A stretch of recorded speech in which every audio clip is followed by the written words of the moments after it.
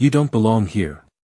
The words didn't echo, they cut, clean and sharp, slicing through the polished silence of courtroom 7B just as the late afternoon sun stretched across the marble floor in long golden lines, and for a moment, even the ceiling light seemed to hum quieter as every head turned, not toward the judge, not toward the jury, but toward the man who had just spoken with the kind of effortless authority that only came from years of winning. Ethan Caldwell stood tall at the front, navy suit immaculate. Voice calm, controlled, practiced, the kind of voice that closed deals worth millions and dismantled arguments in seconds. He didn't raise it, didn't need to, because power like his never had to shout, it simply declared, and the room obeyed. A few quiet chuckles slipped from the back rows, subtle but sharp, like whispers you weren't meant to hear but always did, and there she was, standing just beyond the polished wooden barrier, a young black woman with a worn canvas bag slung over her shoulder, her jacket slightly faded at the seams, her shoes scuffed from miles of pavement, someone who, by every surface-level judgment, looked entirely out of place in a room built on reputation and rules, but she didn't step back, didn't lower her gaze, her fingers tightened just slightly around the strap of her bag, not in fear, but in something steadier, something quieter. And that was the first thing that didn't fit the story Ethan had already written about her. This is a restricted proceeding, he continued, flipping a page in his file without even looking at her.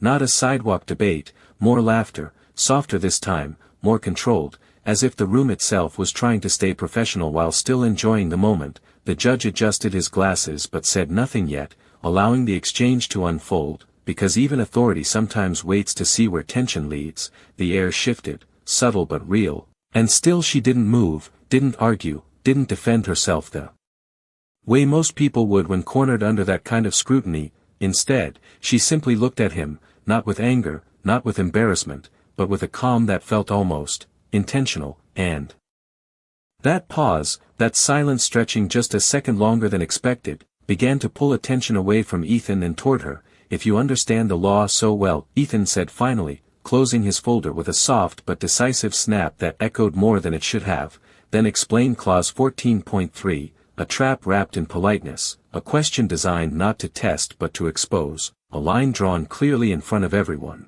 And now all eyes shifted fully to her, waiting, expecting the stumble, the confusion, the moment where she would confirm exactly what they had already decided she was. And for 3 seconds, nothing happened, no movement, no sound, just the faint ticking of the wall clock and the distant hum of traffic outside filtering through the sealed windows, until she inhaled slowly, steady, controlled, and spoke, her voice clear, even, cutting through the room not with force, but with precision. And in that instant, before anyone could process the words themselves, something else shifted first, something deeper, because the tone didn't match the image, the confidence didn't match the assumption, and Ethan, for the first time since he walked into that courtroom, looked up. The words landed with a clarity that did not belong to hesitation, each sentence structured with precision, each term placed exactly where it needed to be, and for a brief second, the courtroom did not react because it had not caught up yet, because what they heard did not match what they expected to hear, and that gap, that small delay between assumption and reality, stretched just long enough to shift the weight of the room. Ethan Caldwell remained still, his fingers resting lightly against the edge of the table, but the confidence that had once filled his posture now held a fraction of tension, subtle, almost invisible, yet real, the kind that only appeared when something did not go according to plan. Clause 14.3, Amara continued, her voice steady, does not protect the party you claim it does, it exposes them. A murmur rippled through the gallery, low and uncertain, as if the audience was not sure whether they had just witnessed a mistake or something far more significant. The judge leaned forward slightly, his expression sharpening with interest rather than impatience now, and Ethan finally spoke, though the smooth rhythm in his tone had shifted just enough to be noticed by those who were listening closely.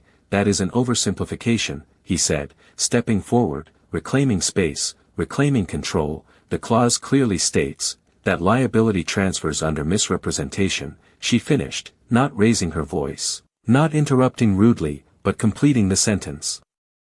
As if she had already read ahead, as if she had been waiting for him to say it, and that was when the silence returned, heavier this time, more focused, because now the room was no longer watching out of curiosity, it was watching for confirmation. Ethan's jaw tightened almost imperceptibly, his hand reaching for the document in front of him, scanning lines he had memorized long before stepping into the room. But something about the way she stood there, unchanged, unshaken, made the words on the page feel less certain. "You are suggesting," he said carefully, choosing each word with more intention now, "that the entire interpretation presented here is flawed, a test disguised as a question, a final attempt to reframe the narrative back in his favor." Amara did not hesitate this time. "I am not suggesting," she replied, her eyes meeting his fully now, calm but unwavering. "I am stating it."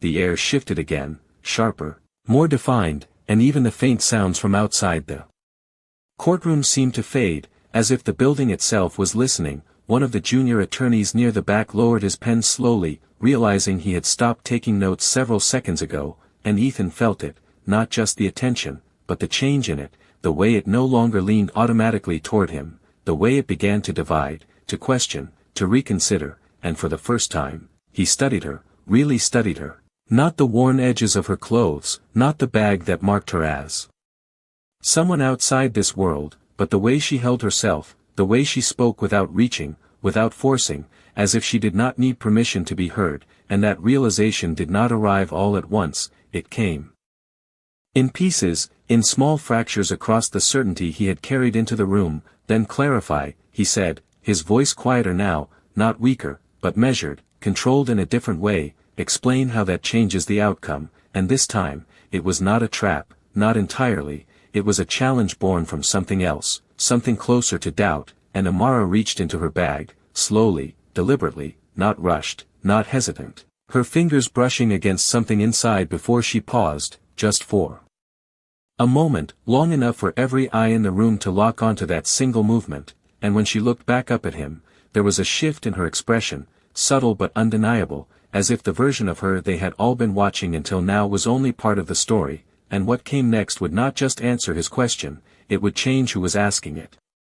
Her fingers did not rush as they moved inside the worn canvas bag, and that alone held the room in place, because there was a difference between someone searching for something and someone who already knew exactly where it was, and Amara Brooks moved with the certainty of the second, the soft rustle of paper breaking the silence as she drew out a thin folder, edges slightly creased but carefully kept, and for a moment, no one spoke. Not the judge, not the attorneys, not even the faint whispers from the gallery. It was as if every breath had been paused in anticipation of what that simple object might contain. Ethan Caldwell watched closely now, no longer dismissive, no longer detached, his gaze fixed on the folder as though it carried an answer he had not prepared for. "You asked how it changes the outcome," Amara said, her voice even, measured, but carrying through the room with quiet authority. "It changes everything." She placed the folder on the table with a controlled motion.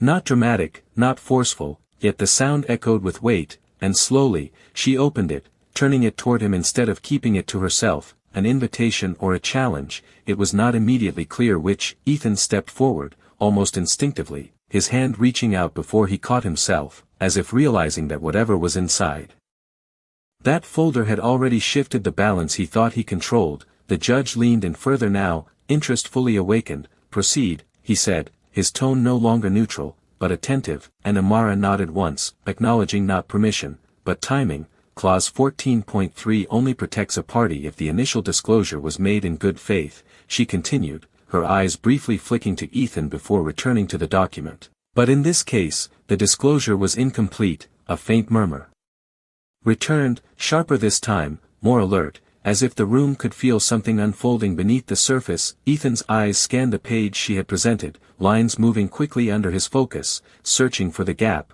the flaw, the misinterpretation, but instead, what he found was something else, something that did not fit into the argument he had built. "This document," she said, tapping lightly on the paper, "was filed 48 hours before this hearing." The judge's brows drew together slightly. "It was not included in the primary submission," Amara added, her tone steady, not accusatory, but factual, and that distinction made it heavier, because facts did not need volume to carry weight. Ethan's grip tightened slightly around the edge of the paper, not enough for anyone to call it out, but enough for him to feel it, that subtle resistance, that moment where control did not respond the way it always had. "Where did you get this?" he asked, and the question came faster than he intended. sharper than he preferred, revealing just a fraction of urgency beneath his composure. Amara looked at him fully now, and there was no hesitation in her gaze, no trace of doubt, only a quiet clarity that made the question itself seem smaller. "It was never hidden," she replied,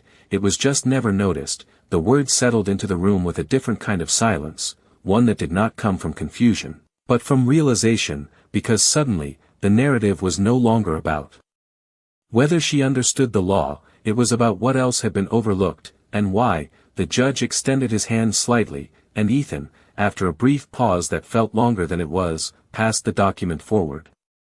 The shift small, almost procedural, yet symbolic in a way that no one missed, because for the first time since the hearing began, Ethan Caldwell was no longer leading the direction of the room, he was responding to it, and as Amara stood there, her hand resting lightly on the edge of the table, her bag still hanging at her side, unchanged, unremarkable, the contrast between appearance and presence became impossible to ignore. And somewhere in that contrast, a new question began to form, not spoken yet, but growing, because if this was only what she chose to reveal first, then what else had she not said, and more importantly, why had she waited until now to say it? The document passed from Ethan's hand to the judge's desk with a quiet slide, but the weight of it settled far heavier than the motion suggested, and as the judge adjusted his glasses and began scanning the page, the entire room seemed to lean inward, drawn not by sound but by the shift in control that no one could ignore anymore. Ethan remained standing, but the stillness in his posture no longer carried dominance. It carried calculation, his mind moving faster now, retracing every assumption he had made in the last 10 minutes, every detail he had dismissed, and for the first time, the version of the case he had walked in with no longer felt complete. This filing, the judge said slowly, his voice measured, deliberate, was submitted under supplemental review. His eyes lifted briefly toward the clerk, who immediately began flipping through digital records, fingers moving quickly across the keyboard, the soft clicking sound cutting through the silence like a ticking clock. "Yes, Your Honor," the clerk confirmed after a moment, time-stamped 2 days ago, late submission window. Another ripple moved through the courtroom, sharper now, less uncertain, because what had once seemed like an interruption was becoming something else entirely, something structured, something intentional. Ethan exhaled quietly, almost imperceptibly, but enough to reset his stance, his shoulders straightening as he stepped forward again, reclaiming his place, not with the same ease as before, but with effort now, controlled and precise. "A late submission does not automatically invalidate the original interpretation," he said, his tone firm, though the smooth certainty had been replaced by something tighter, more focused. "It requires verification, a fair argument, grounded, logical," and for a moment, it seemed like the room might settle back into familiar territory, but Amara did not react the way he expected. She did not challenge him immediately, did not raise her voice or interrupt. Instead, she nodded slightly, as if acknowledging the point itself, not the intention behind it, and that subtle distinction shifted the tension again, because agreement, even partial, was not what anyone anticipated from her. "You are right," she said calmly, her voice steady. "It requires verification," and the echo of his own words, reflected back without resistance, created a pause that stretched just long enough to unsettle the rhythm he was trying to rebuild. Ethan's eyes narrowed slightly, not in frustration, but in focus, because now he understood that this was not a simple opposition, it was something more deliberate, something paced. "Then verify it," he said, gesturing lightly toward the document, a challenge, but one that carried a different weight now, less about proving her wrong, more about regaining ground. And Amara's hand moved again, not to the folder this time, but deeper into her bag, slower, more deliberate than before, and that movement alone drew every eye in the room.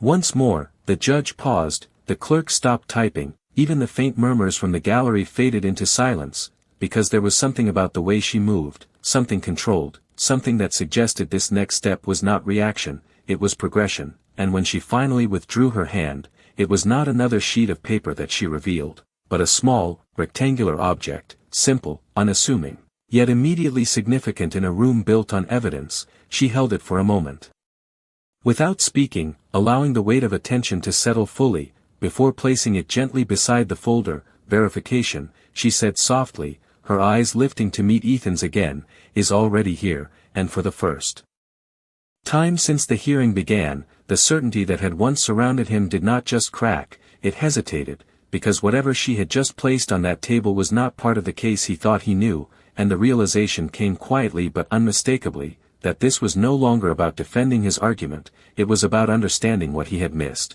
and how much of it there was.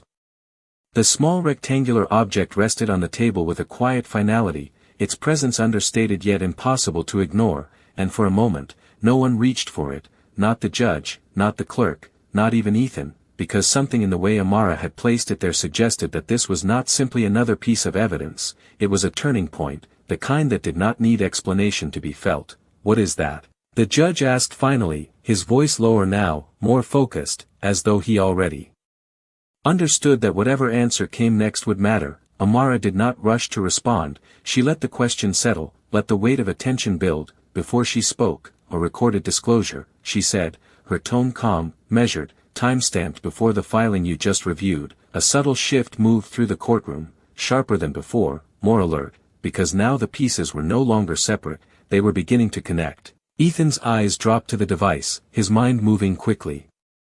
Calculating timelines, cross-referencing details, searching for the angle that would restore control, that would still require authentication, he said, stepping closer, his voice firm again, though the edge of urgency had not fully disappeared. "Without proper chain of custody, it holds no weight, a solid argument, precise, familiar, the kind he had relied on countless times before," but Amara did not react with resistance. She simply nodded once more, acknowledging the rule without challenging it, and that calm agreement created a pause that felt heavier than any objection. "You are right," she said again, her eyes steady on his, "it requires authentication," and then, without breaking that gaze, she turned slightly toward the clerk. "Please confirm the source ID embedded in the file." The request was simple, procedural, yet it shifted the direction of the room immediately. The clerk hesitated for a fraction of a second before reaching for the device, connecting it to the system with careful movements, the faint click of the port locking into place echoing louder than expected in the silence. Screens flickered to life,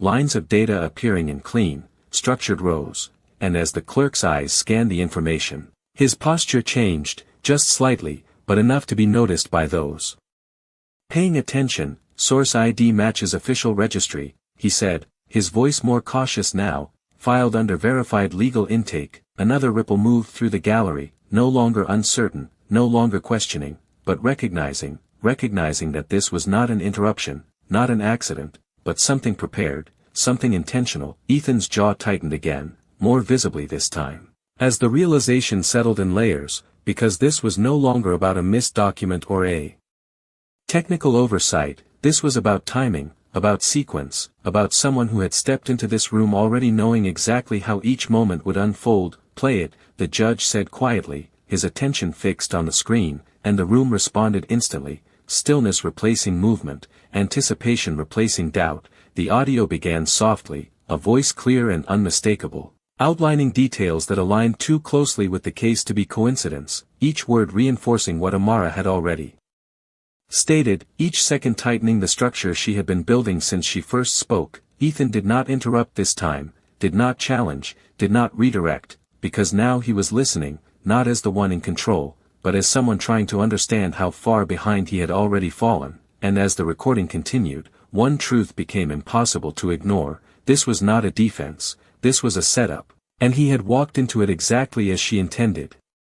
The recording ended not with a dramatic pause, but with a quiet click, a simple cutoff that left the final words hanging in the air longer than they should have, and for a moment, no one spoke, not because they did not know what to say, but because the weight of what had just been heard needed time to settle into place. The judge remained still, eyes fixed on the screen as if replaying the details in his mind. The clerk slowly removed his hands from the keyboard, and even the faint shifting from the gallery had disappeared completely, replaced by a silence that felt heavier than any noise. Ethan Caldwell stood motionless, his gaze still directed toward the device, but no longer analyzing, no longer searching for angles, because the structure he had relied on was no longer intact. The recording had not just supported her claim, it had reinforced it from a position he could not easily dismantle. "This aligns with the supplemental filing," the judge said at last, his voice calm but firmer now, grounded in something more certain than before. and contradicts the interpretation presented earlier. The words were not loud, not forceful, but they carried authority in a way that shifted the entire tone of the room. Ethan inhaled slowly. Controlled, deliberate, his mind moving again, not to deny what had been presented, but to reframe it, to find the narrow space where control could still exist, because losing ground was not the same as losing entirely. Not yet, Your Honor, he began, his voice steady once more, though now built on precision rather than confidence. The existence of a prior recording does not automatically redefine the intent behind the clause. He stepped forward slightly, re-entering the space of argument. Reclaiming structure where he could, intent must still be established within the context of the original agreement. It was a careful pivot, one that avoided direct conflict with the evidence while attempting to redirect its impact, and for a brief second, it worked. The judge's expression remained thoughtful, not dismissive, the room held in a state of consideration rather than conclusion, but Amara did not interrupt, did not counter immediately. Instead, she allowed the moment to stretch. Allowed his argument to settle fully into the space before responding, and that patience, that control of timing, carried its own kind of authority, because it showed that she was not reacting, she was guiding.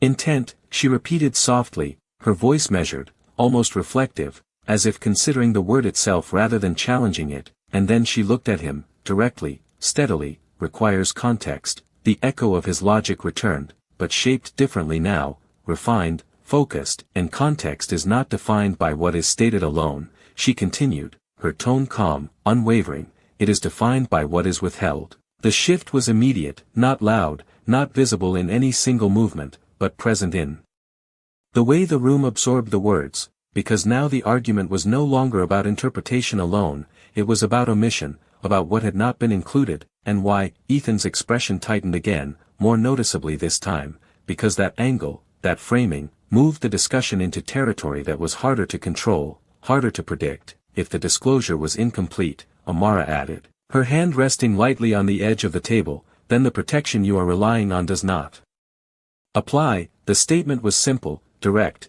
but it landed with a clarity that left little room for deflection. The judge leaned back slightly, his gaze shifting between them, weighing not just the evidence, but the structure of the arguments themselves, and in that moment, it became clear that this was no longer a matter of one side presenting stronger points than the other. It was a matter of who had anticipated the full scope of the case, and who had not. Ethan remained silent for a fraction longer than usual, not out of hesitation, but calculation, because now he understood something he had not seen before. This was not just preparation, this was positioning. Every detail she had revealed had been timed, layered, built to lead to this exact moment, and the realization did not come as a sudden shock, but as a quiet, steady certainty, the kind that settles in when there is no longer a simple way out. And as he looked at her again, really looked this time, not at the surface, not at the assumptions he had made, but at the composure, the control, the precision behind every word, one question began to take shape in his mind,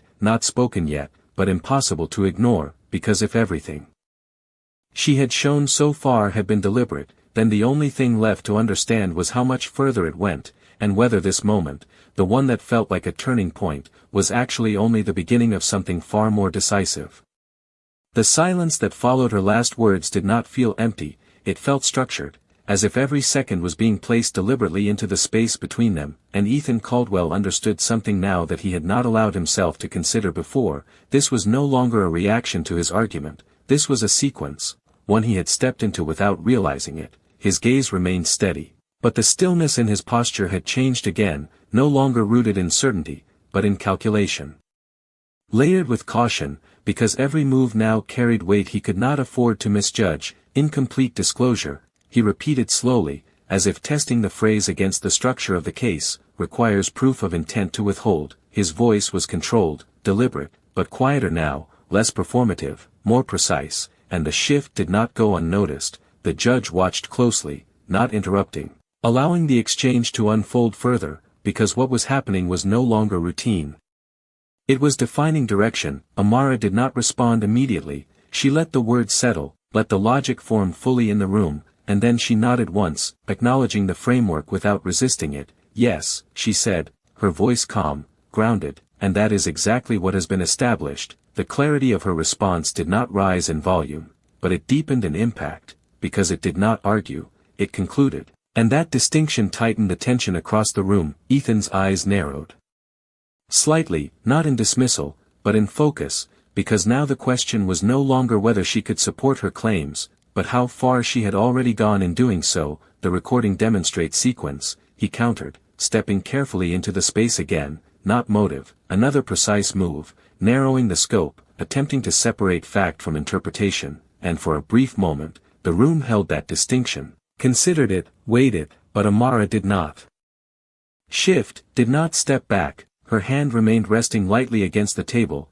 her posture unchanged, steady, composed, as if she had already accounted for that argument long before he voiced it. Sequence reveals intent, she replied, her tone even, measured, but carrying a quiet certainty that did not need emphasis. When the omission directly alters the outcome, the words did not rush, they unfolded, each one placed with care, building not toward confrontation, but toward inevitability. And that was when something else changed, not in the volume of the room, not in the movement, but in the way attention settled, no longer divided, no longer uncertain, but focused, because now the structure of her argument was not just holding, it was leading. The judge leaned forward again, his expression no longer neutral, but engaged, actively processing, actively weighing, and Ethan felt it, not just the shift in logic, but the shift in position, because for the first time, he was not guiding the direction of the case, he was responding within it, and that realization did not arrive as a shock,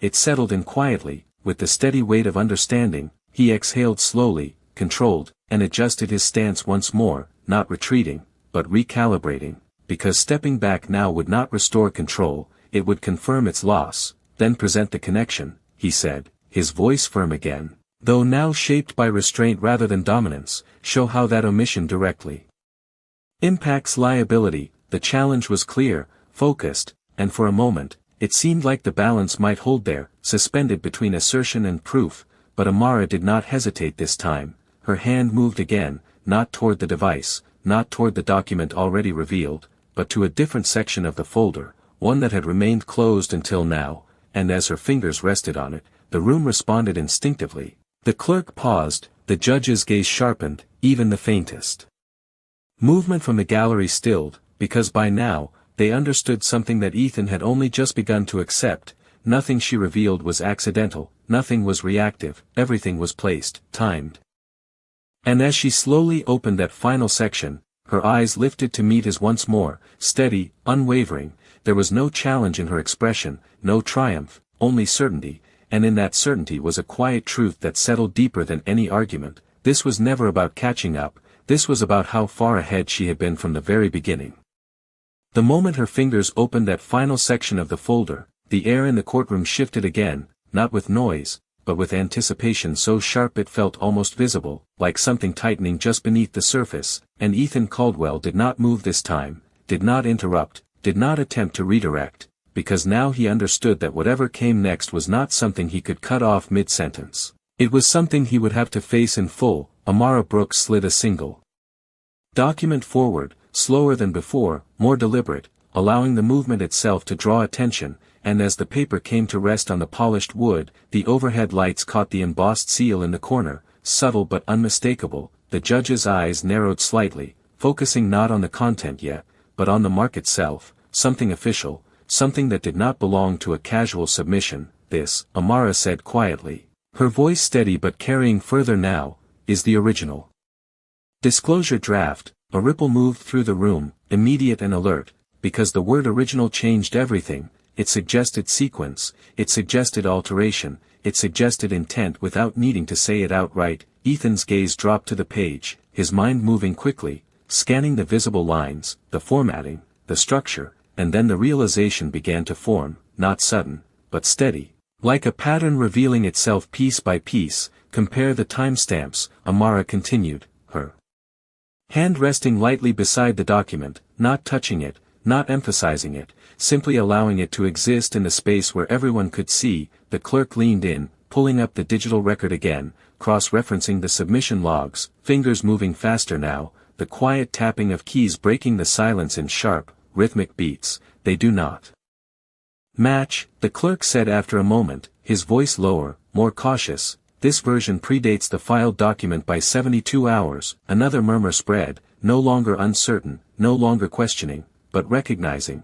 because now the structure was clear, the sequence undeniable, and Ethan felt it fully now, not just the shift in control, but the shape of the argument closing around him, not aggressively, not forcefully, but with precision, the kind that left little room to maneuver. The omission, Amara said, her eyes lifting to meet his again, steady, unwavering, was not an oversight. She paused, not for effect, but for clarity, allowing the words to settle before continuing. It was a decision. The weight of that statement did not come from volume, but from placement, because now it connected everything, the clause, the recording, the timing, the document itself, all aligning into a single line of reasoning that did not need to stretch, did not need to force, it simply existed, complete. Ethan straightened slightly, not retreating, not conceding, but recalculating once more, because even now, stepping back entirely was not an option. A draft, he said carefully, his voice controlled, though tighter now, does not define final intent, a precise distinction, one that had carried weight in countless cases before, but as soon as the words left his mouth, he knew they did not land the same way here. Because this was no longer about isolated points, it was about sequence, about pattern, about consistency, and Amara did not counter immediately. She allowed the statement to exist, allowed it to be heard fully, before she responded, her voice calm, measured, but carrying a quiet finality that shifted the room once more. Not by itself, she said, and then her gaze moved briefly to the screen, to the recording that had already been played, before returning to him. But combined with everything you have already seen, the connection closed, not with force, but with completion. And the judge leaned back slightly, his expression no longer neutral, no longer simply attentive, but decided in a way that did not need to be spoken yet, because the direction was already clear. And as Ethan stood there, the document still open before him, the sequence laid out in full, one truth settled deeper than anything else: this was never a single argument to win, it was a structure he had failed to see until it was already finished. And now, the only question left was not whether it would hold, but how much it would reveal once the final piece was placed. The room did not erupt, it did not react with sudden noise or chaos. Instead it settled into something far more powerful, a silence that carried understanding, because by now every piece had been placed with such precision that the conclusion no longer needed to be announced to be felt. Ethan Caldwell remained still, the document open before him, the timestamps, the sequence, the omission all aligned in a way that no longer allowed for interpretation to bend them apart. And for the first time since he had spoken those first dismissive words, he did not reach immediately for a response, because now he understood that anything said without full awareness would only deepen the position he had already been moved into. The judge's gaze shifted slowly from the document to Amara Brooks, studying her not as an interruption, not as an outsider, but as someone who had guided the entire structure of the case to this exact moment. "Is there anything further?" the judge asked, his voice calm, but carrying a weight that signaled something had already changed beneath the surface. Amara did not answer right away,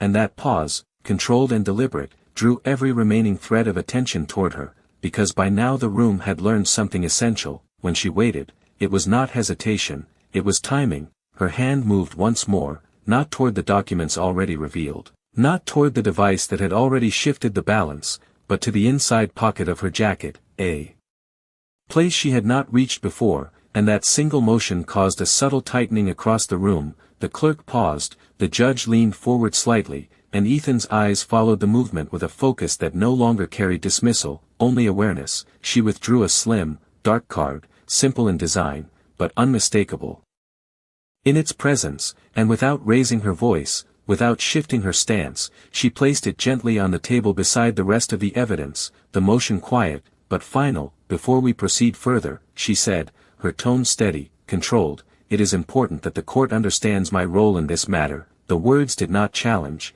they clarified, and that distinction carried weight. The judge's brows drew together slightly as he reached for the card, turning it carefully between his fingers, reading what was printed there, and for a brief moment, his expression changed, not dramatically, but enough for those watching closely to notice, a shift from analysis to recognition. "Miss Brooks," he said slowly, looking up at her again, "you are listed here as federal counsel." A murmur moved through the gallery, sharper now, more defined, because this was not a detail, this was a revelation. One that reframed everything that had happened since the beginning. Ethan's gaze dropped to the card as well, and the realization that followed did not come as a sudden shock. It unfolded steadily, connecting back through every moment, every answer, every piece of evidence she had introduced, every pause she had controlled, every argument she had redirected. Assigned oversight on this case, Amara continued, her voice calm, not elevated, not defensive, simply stating what had always been true, including review of all submitted materials prior to this hearing. The word settled into the room with a clarity that left no space for misunderstanding, and suddenly, the narrative that had once placed her at the edge of the courtroom, out of place, unqualified, disappeared completely, replaced by something far more precise, far more intentional. Ethan straightened slightly, not out of regained control, but out of recognition, because now he saw it fully, not just the preparation, not just the sequence, but the position itself. She had not stepped into his case unexpectedly. She had been part of it long before he realized, long before he even walked into the room, and as that understanding settled, one final realization followed, quieter, deeper, more difficult to ignore. This was never about proving she belonged there, it was about revealing that she had always been the one who defined what that space required, and that everything he had dismissed in the first few seconds had not just been a mistake, it had been the very reason he no longer controlled how this case would end.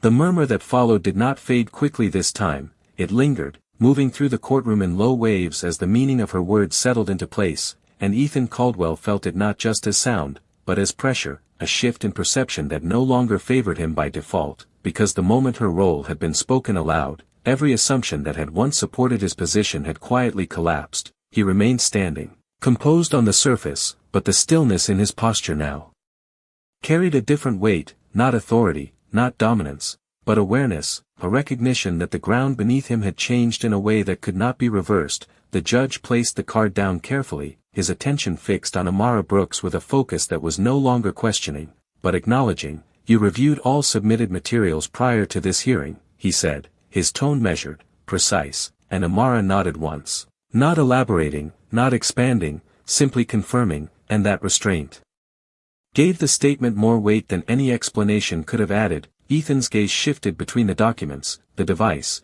and the card, each piece now connected in a way that formed a complete structure, one he had not seen until it was already fully presented, and for a moment, he did not speak, because now the question was no longer how to counter her argument, it was how to address the position she held within the case itself.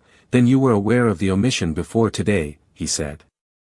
Finally, his voice controlled, though quieter now, less about asserting dominance and more about understanding the scope of what had unfolded. Amara met his gaze without hesitation. "Yes," she replied, her tone steady, "and I allowed it to proceed." The words did not carry accusation, but they carried implication, and that implication settled deeper than anything that had been said before, because it reframed the entire timeline, not as a series of oversights, but as a sequence she had permitted to unfold. The judge leaned back slightly, considering, his eyes moving briefly toward Ethan before returning to Amara. "For the purpose of establishing record," he said, his voice calm but firm, "or for the purpose of demonstration." The distinction hung in the air, precise and deliberate, and for the first time since revealing her role, Amara paused longer before answering, not out of uncertainty, but out of care, choosing the exact framing of her response. "Both," she said, and the simplicity of the answer carried a clarity that did not require elaboration,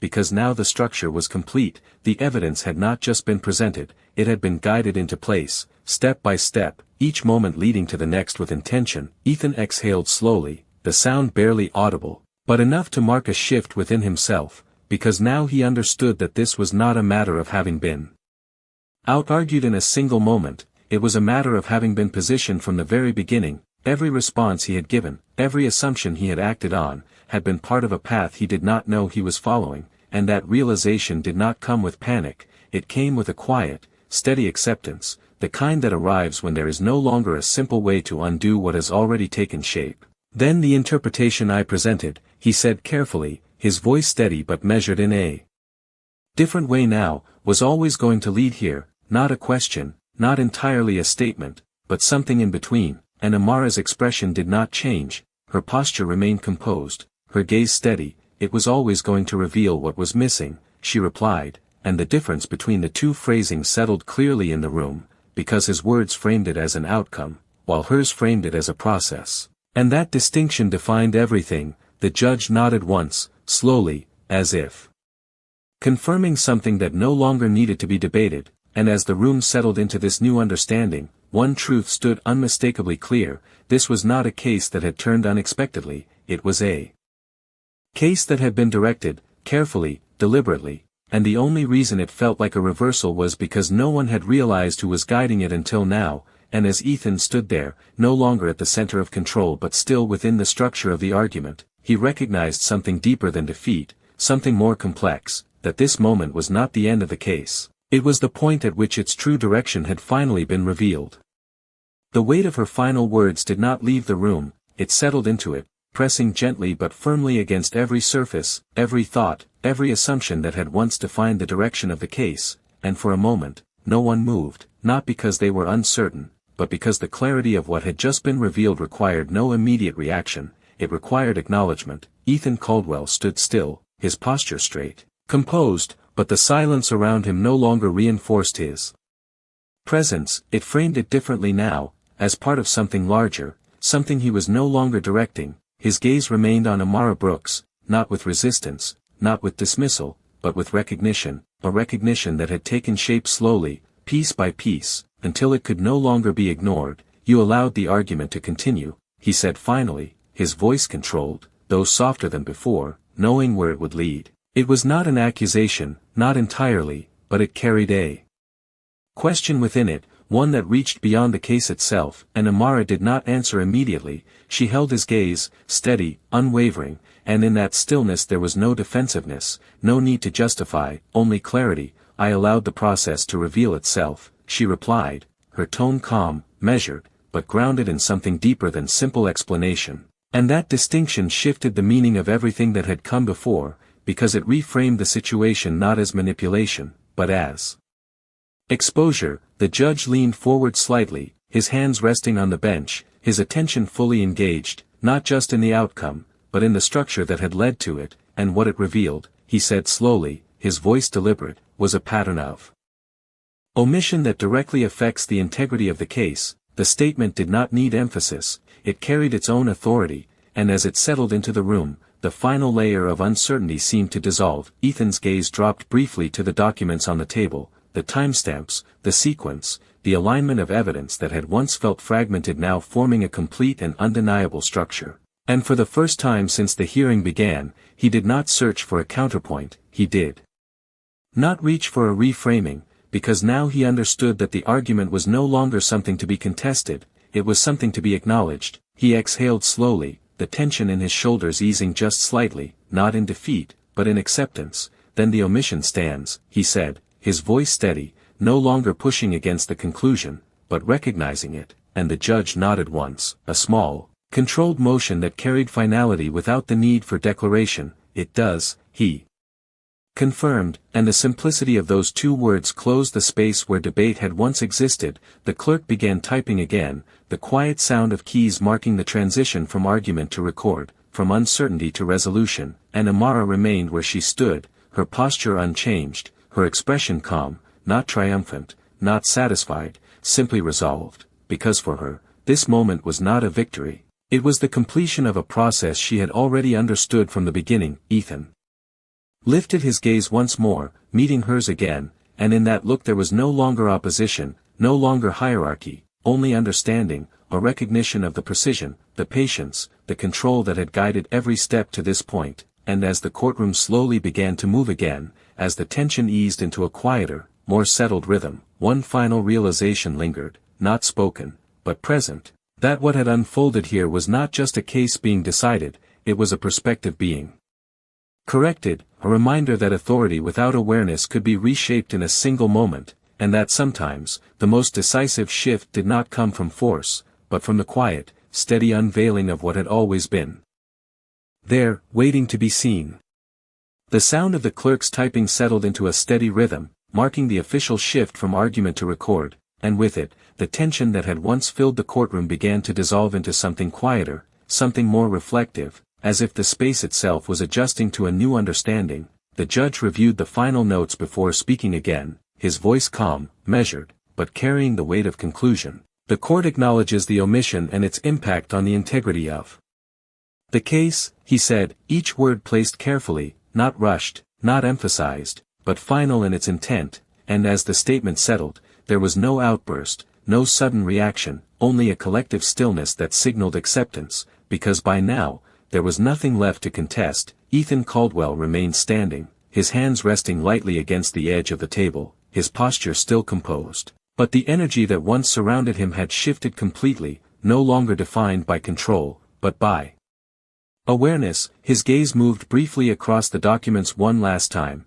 as if confirming what he already understood, before lifting again toward Amara Brooks, and in that look, there was no longer any trace of dismissal, only a quiet recognition of what had unfolded. The court will proceed with corrective review based on the established record, the judge continued, his tone steady, signaling the next phase without reopening what had already been resolved. The clerk nodded, fingers moving again across the keyboard, documenting each detail with precise efficiency, and the room began to breathe again, subtle movements returning, quiet shifts of posture, the faint rustle of papers, but none of it disrupted the clarity that had been reached. Amara remained still for a moment longer, her hand resting lightly on the table beside the now open folder, her expression unchanged, not reflective of victory, not marked by relief, but grounded in completion, as if the outcome had simply aligned with what she had already known would happen. She closed the folder slowly, carefully, not rushed, the soft sound of the papers coming together marking the end of something that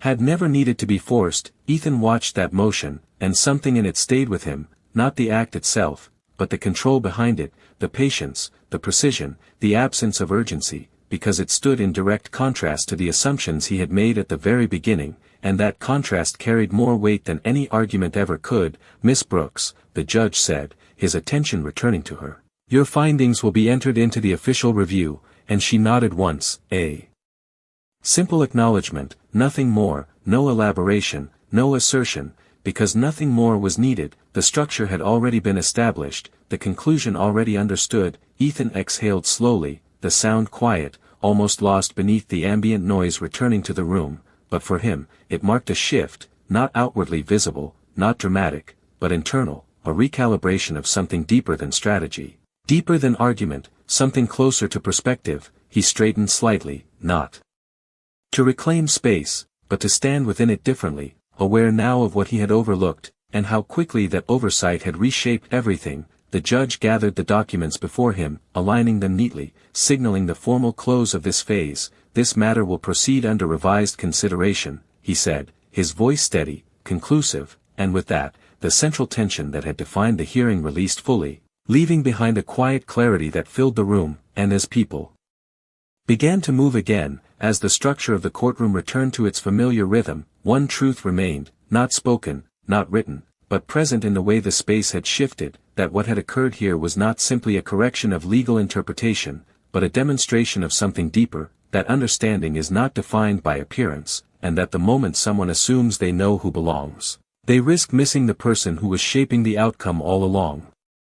The courtroom did not empty all at once, it unfolded slowly, like a scene losing its tension piece by piece, the low hum of conversation returning in careful layers as people gathered their notes, adjusted their jackets, and stepped back into roles that suddenly felt different than they had just an hour before. Ethan Caldwell remained where he was for a moment longer than necessary, his hand resting lightly against the polished wood of the table, not out of hesitation, but out of reflection, because the space in front of him no longer held the same meaning. It was no longer a place of control, but a place of realization. And as he lifted his gaze one last time, he found Amara Brooks already standing, her folder closed, her posture composed, her presence unchanged by everything that had just unfolded. She did not linger for acknowledgement, did not wait for recognition, she simply gathered her bag, the same worn strap resting against her shoulder as it had when she first stepped into the room, and turned toward the aisle with quiet certainty.